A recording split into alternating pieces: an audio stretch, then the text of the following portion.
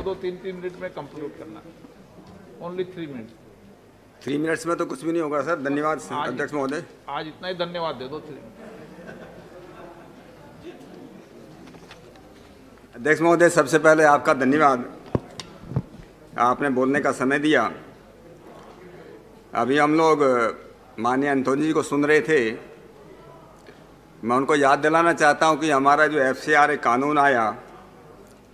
ये इमरजेंसी के आपातकाल की देन है। जब लोकतंत्र का गला घोटा गया, हजारों लोगों को जेल में ठूसा गया और कोई भी कांग्रेस में उस जमाने में उनका कोई विरोधी, कोई राजनीतिक विरोधी, उनकी कोई व्यक्ति, कोई संस्था, उनको कहीं से भी कोई भी किसी भी प्रकार की सहायता न मिले, विदेश से कोई धन प्राप्त न हो, इसलिए इस कानून का इजहार किया गया। और इसलिए मार्च 1976 के बाद, 1976 के बाद 5 अगस्त 1976 से ये कानून जो लागू हुआ देश के अंदर। उसके बाद 2010 में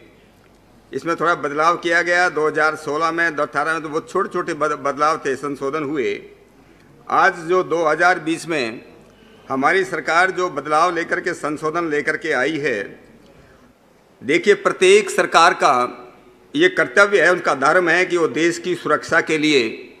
कानून बनाए, उसमें जो है सुधार लाए, संशोधन करे, देश के इतिहास और संस्कृति की रक्षा करे और अपने नागरिकों के विकास और कल्याण के लिए काम करे। और इसलिए जो भी इसमें संशोधन लाए गए, विशेष रूप से मोटे मोटे जो संशोधन हैं, पहले कानून के अंदर था कि गवर्नमेंट सर्वेंट कोई जो है फॉरेन फंडिंग नहीं ले सकता। अब उसकी जगह पब्लिक सर्वेंट किया गया, जो IPC के अंदर सेक्शन 21 में इस बात को किया गया, क्योंकि पहले इस प्रकार का एग्जाम्पल आए कि कुछ लोग जो है गवर्नमेंट सर्वेंट होते हुए पब्लिक सर्वेंट थे, उनके खिलाफ जो है केस नहीं किया गया। पिछले ऐसे बहुत से ऐसे उदाहरण सरकार के सामने आए, जब NGO ने जो बाहर से फंड ले रही थी, उन्होंने बिना किसी सरकार के परमिशन के ऐसे लोगों को, NGO को अपना फंड दिया जो जिस काम के लिए फंड आया था उस काम के लिए न करके दूसरे कामों के लिए जो है उसका प्रयोग किया गया। ऐसा देखने में आया कि 2010 में जब हमारे देश में, जब इसमें पार्लियामेंट के अंदर इसमें डिस्कशन हुआ, तब लोगों ने, कई हमारे माननीय सांसदों ने इस बात की डिमांड की थी कि जो लोग आज बाहर से फंड लेने के बाद इतना पैसा अपने जो है ऑफिस के ऊपर, इंपोर्टेड गाड़ियों के ऊपर, अपने जो है बड़ी बड़ी जो है ऑफिस जो है किराए पे लेके खर्च करते हैं, और जिस काम के लिए वो पैसा आता है उस काम पे वो पैसा खर्च नहीं होता, और इसलिए जो है 50% से उसको 20% किया जाए। कुछ माननीय सांसदों ने तो ये तक डिमांड किया कि उसको 10% तक किया जाए। वही भारत सरकार ने अभी जो प्रस्ताव आया है कि इसको 50% से 20% किया जाए। ये पैसा कौन ले रहा है? इन ट्रस्ट में, NGO में कौन लोग हैं, कौन डायरेक्टर हैं, कौन ट्रस्टीज हैं? उनका वो बेनामी लेकर काम न करें। इसलिए आधार कार्ड की बात जो उसके अंदर की गई,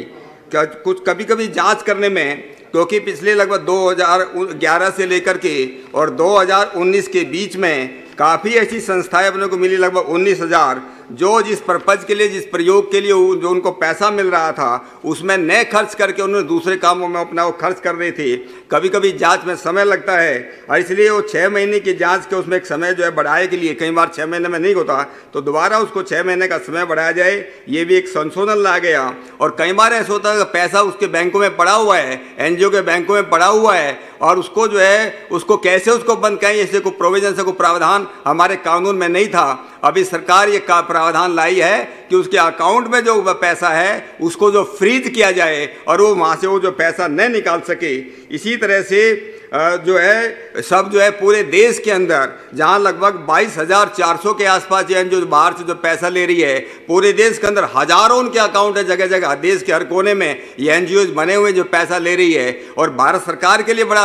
ये मुश्किल होता है कि इन लोगों को ये पैसा कहाँ से आ रहा है, कहाँ से पैसा आ रहा है, किस काम में खर्च हो रहा है, इन पर किस प्रकार से ठीक से मॉनिटरिंग किया जाए। इसलिए प्रावधान किया गया है कि दिल्ली के अंदर, स्टेट बैंक ऑफ इंडिया के अंदर ही उन सबको अपना अकाउंट खोलना पड़ेगा। पड़ेगा और वहाँ से उनका जो अकाउंट जहाँ पर भी देश में है वहाँ पर वो ट्रांसफ़र करने की परमिशन दिया गया। दिल्ली में आने के लिए उनको कोई ज़रूरत नहीं है, वहाँ से अपने वो कागज़ भेज सकते हैं। अगर कोई व्यक्ति बाहर जाना चाहता है, FCRA से बाहर निकलना चाहता है, उसको ये मोटे मोटे बदलाव जो हैं अभी भारत सरकार इसके लाई है और मुझे नहीं लगता इसमें किसी भी व्यक्ति को कोई इसमें जो है कोई विरोध उसका होना चाहिए। मैं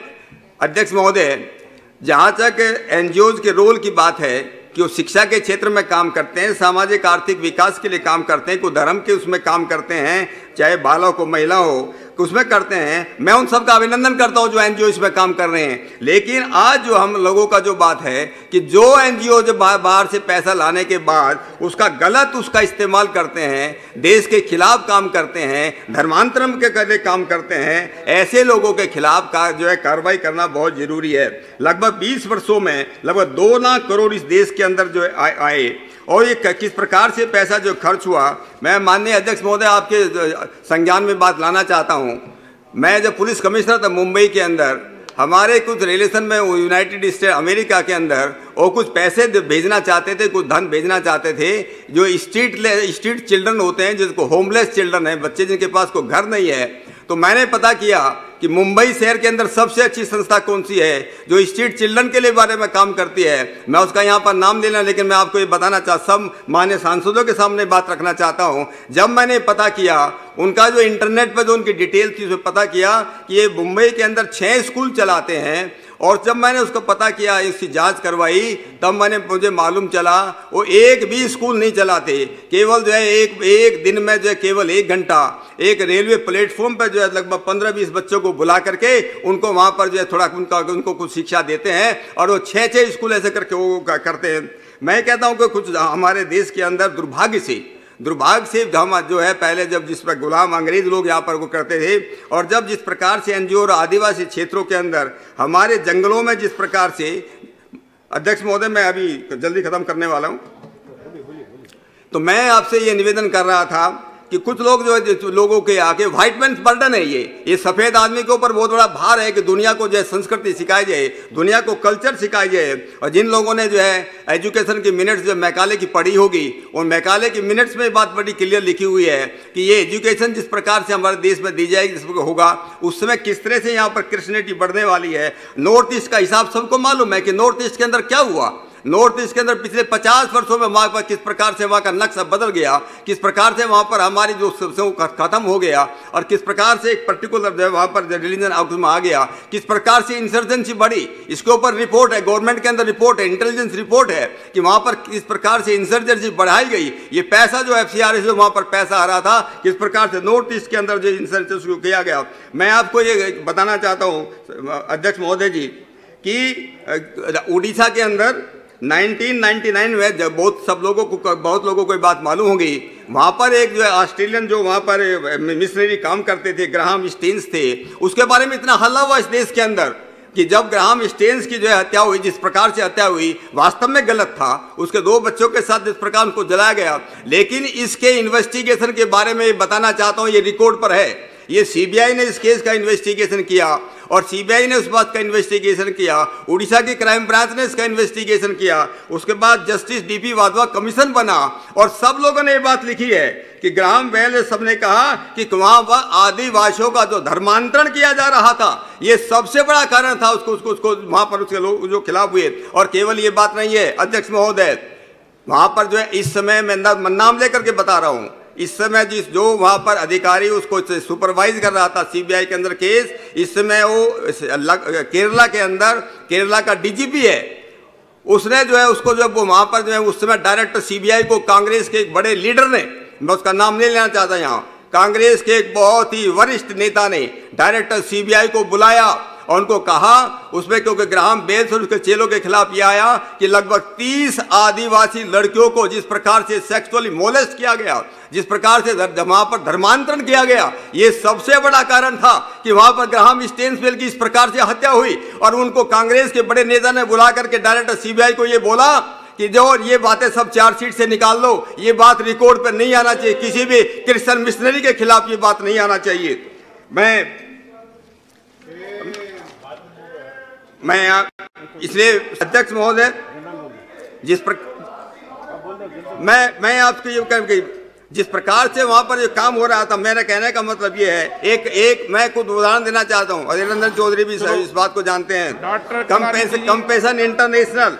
एक अमेरिकन जो सबसे बड़ी जो एनजीओ जो माननीय सदस्य इस बिल पर बताओ। बिल पे बोल रहा हूं मैं, अध्यक्ष महोदय, बिल पे ही बोल रहा हूं मैं। इस बिल पे ही बोल रहा हूं अध्यक्ष महोदय। मैं ये कह रहा हूं कि किस प्रकार से हमारे उसमें कंपेशन इंटरनेशनल जो सबसे ज्यादा पैसा भारत में ला रही थी, उसका पिछले 30 साल का रिकॉर्ड है कि लगभग 300 करोड़ रुपए पर ईयर प्रति वर्ष ये यहाँ भारत में अमेरिका उसमें ला रही थी। उसके मिशन स्टेटमेंट में लिखा हुआ है। जिन लोगों को डाउट है, जिनको संदेह, वो पढ़ सकते हैं, इंटरनेट पर जाकर पढ़ सकते हैं। कंपेशन इंटरनेशनल अमेरिका का मिशन स्टेटमेंट है जो भारत में थे। उनका क्या, children in poverty to become responsible and fulfilled Christian, उनको क्रिश्चियन बनाने के लिए वो पैसा यहाँ पर खर्च हो रहा था। क्या अब ये भारत सरकार उसके जो है चेन्नई के अंदर Karuna Bal Vikas trust, compassion east India trust, ये जो इस प्रकार के जो कर रहे थे कि वहाँ का जो पैसा आ रहा है, किस प्रकार से धर्म, जाकिर नायक का नाम सब लोगों ने सुना होगा। जाकिर नायक इस्लामिक प्रीचर, जिस प्रकार टेली इवांजेलिस्ट, उसके बारे में मैं पूना के अंदर 2008 में मैं पुलिस कमिश्नर था। वहाँ पर जिस प्रकार से बच्चों को 18-20 साल के बच्चों को जिस प्रकार से धर्मांतरण किया गया, मैंने भी उस समय उसमें रिपोर्ट भेजी थी, उस पर कोई कार्रवाई नहीं हुई। इस्लामिक रिसर्च फाउंडेशन को बाहर से पैसा आता था, बाद में जो FCR है उसके बाद जब दोबारा उसके बाद में उसको जो खत्म किया गया। और यही इस्लामिक जाकिर नायक, जब ढाका के अंदर टेररिस्ट अटैक हुआ 2016 के अंदर, उसके अंदर भी वहां पर जो पकड़े गए जो टेररिस्ट थे, उन्होंने उनका स्टेटमेंट बयान है वहां की पुलिस को कि मुझे हम इस दम जाकिर नायक के जो उससे भाषण से हम लोग प्रभावित है। मेरा कहने का मतलब ये है कि ये पैसा जो बाहर से आ रहा है, ये धर्मांतरण के लिए खर्च नहीं किया जा सकता, ये टेररिस्ट एक्टिविटीज के लिए खर्च नहीं किया जा सकता। Greenpeace International, Amnesty International, विकास का कोई भी काम है, अपना जो है कूड़ा कुलाम में जो है न्यूक्लियर पावर प्लांट बनता है या कोई थर्मल प्लांट बनता है, उसके बाद में जाकर कोर्ट में जाकर के करना है। ये पैसा जो है भारत में जो है लोगों के विकास के लिए, लोगों नागरिकों के कल्याण के जो खर्च होता है कि उनको नहीं होना है, और उनके लिए उनके खिलाफ कुछ न कुछ जाकर के कोर्ट में करना है, कहीं एनवायरनमेंट के नाम पे कहीं किसी को इंटरनेशनल देश को जो है इस प्रकार से जो है दलित पे, ट्राइबल्स पे या पुलिस एट्रोसिटी में कितना इंटॉलरेंस इस देश के अंदर है, जिस प्रकार से चल रहा है वो पैसा